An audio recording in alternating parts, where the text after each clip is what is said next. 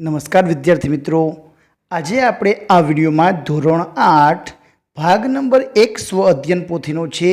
એમાં સંસ્કૃત વિભાગમાંથી પાઠ નંબર 1 ચિત્રપદાની જે આપેલો છે એનું સંપૂર્ણ સોલ્યુશન કરવાનું છે. વિદ્યાર્થી મિત્રો, જો તમે અમારી ચેનલ ઉપર નવા હોય તો ચેનલને સબસ્ક્રાઈબ કરવાનું ભૂલતા નહીં, જેથી કરીને નવા વિડીયોની લિંક સૌથી પહેલાં તમને મળી શકે. પ્રશ્ન નંબર 1માં આપેલો છે, કૌંસમાંથી યોગ્ય શબ્દ પસંદ કરીને ખાલી જગ્યા પૂરો. નંબર 1, એ તો ખાલી જગ્યા, તો જવાબ આવશે બસ યા ન મ. એ સહ ખાલી જગ્યા, તો એ સહ ગજ. સહ ખાલી જગ્યા, તો સહ બાલકો. સહ ખાલી જગ્યા, તો સહ વૃક્ષ. તત ખાલી જગ્યા, તો તત ફલમ. નંબર 6, અહમ ખાલી જગ્યા, અહમ શિક્ષક. એસા ખાલી જગ્યા, એસા પ્રતિમા. તો આ રીતે ખાલી જગ્યા પૂર્ણ કરવાની છે. વિદ્યાર્થી મિત્રો, પ્રશ્ન નંબર 2 આપેલું છે, ચિત્ર જોઈને તેના માટે સાચા સંસ્કૃત શબ્દ ઉપર ગોળ રાઉન્ડ કરવાનું છે. પેલું મોરનું ચિત્ર છે, પોપટનું ચિત્ર છે, તો જવાબ આવશે સુકહ. બીજું છે મૂર્તિનું ચિત્ર છે, તો મૂર્તિને કહેવાય પ્રતિમા. ત્રીજું છે બારીનું ચિત્ર છે, તેને કહેવાય વાતાયનમ. એના પછી આગળ જોઈએ તો ઘોડાનું ચિત્ર આપેલું છે, જેને કહેવાય અશ્વહ. અહીં ફાઇલનું ચિત્ર આપેલું છે, જેને કહેવાય સંચિકા. આ છોકરો પોતાને દર્શાવે છે તો કે હું, એટલે કે કહેવાય અહમ. એના પછીના ચિત્રમાં આપેલું છે દરવાજો છે, તો એને કહેવાય દ્વારમ. અહીં કૂતરો છે, કૂતરાને સંસ્કૃતમાં કહેવાય શ્વાનો. ટેબલ છે, ટેબલને કહેવાય ઉત્પીઠિકા. છોકરો છે, સામે દર્શાવે છે કે તે, તો એને કહેવાય તતઃ. હું એટલે અહમ, તે એટલે તતઃ. પ્રશ્ન નંબર 3માં આપેલું છે કે કૌંસમાં આપેલા શબ્દનો ઉપયોગ કરીને ઉદાહરણ મુજબ વાક્ય બનાવીને લખવાના છે. અહીં નૃપઃ, શિષ્ય અને બાળકો એ રીતે આપેલો છે. તો પેલું વાક્ય બન્યું એસહ ક, તો પેલો નૃપ ઉપરથી એસહ નૃપઃ, તો એસહ શિષ્ય, એસહ બાળકો. તો આગળ એસહ લગાવીને બનાવવાના છે. બીજા ઉદાહરણમાં આપેલું છે સ ક, તો સહ શિવ, તો સહ કાકહ ને સહ ગજ. અહીં એસા લગાવીને બનાવવાના છે. એસા કા, આ કોણ, તો એસા શિક્ષિકા, એસા છાત્રા ને એસા સેવિકા. તો આ પ્રમાણે ઉદાહરણ પ્રમાણે વાક્ય બનાવતું જવાનું છે.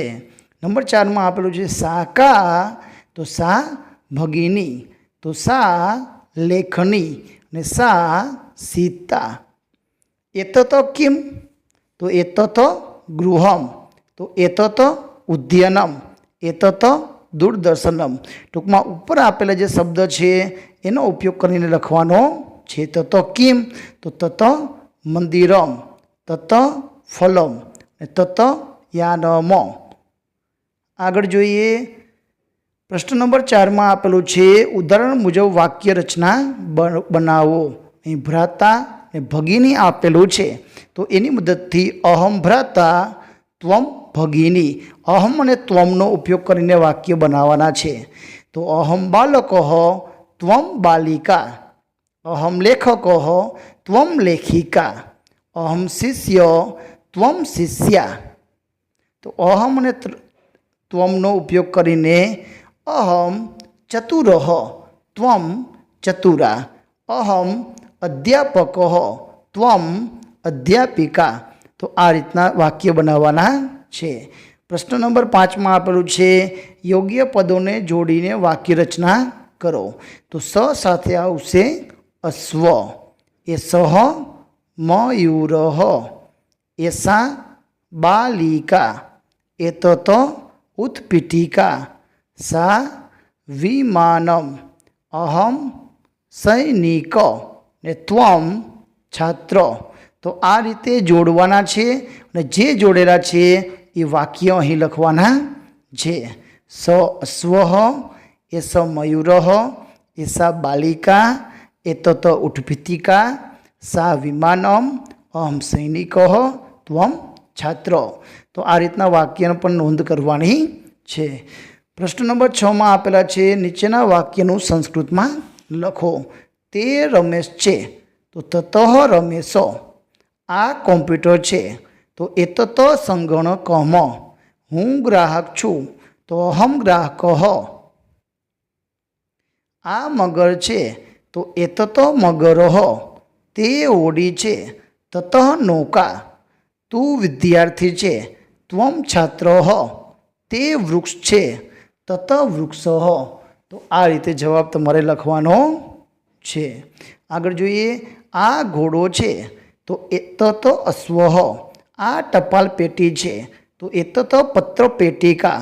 તતત વ્યંજનમ. તે પંખો છે તો તત વ્યંજનમ. તો આ રીતે ગુજરાતીનું સંસ્કૃતમાં લખવાનું છે. પ્રશ્ન નંબર 7 માં આપેલું છે નીચે આપવામાં આવેલા શબ્દો સાથે એસોહ સહો એસા સા એતત તત આ સર્વનામો પ્રયોજીને વાક્ય બનાવીને વર્ગમાં રજૂ કરો. તો એસોહ ગજો, એસોહ અશ્વ, સ મયુરઃ, સ શુકઃ.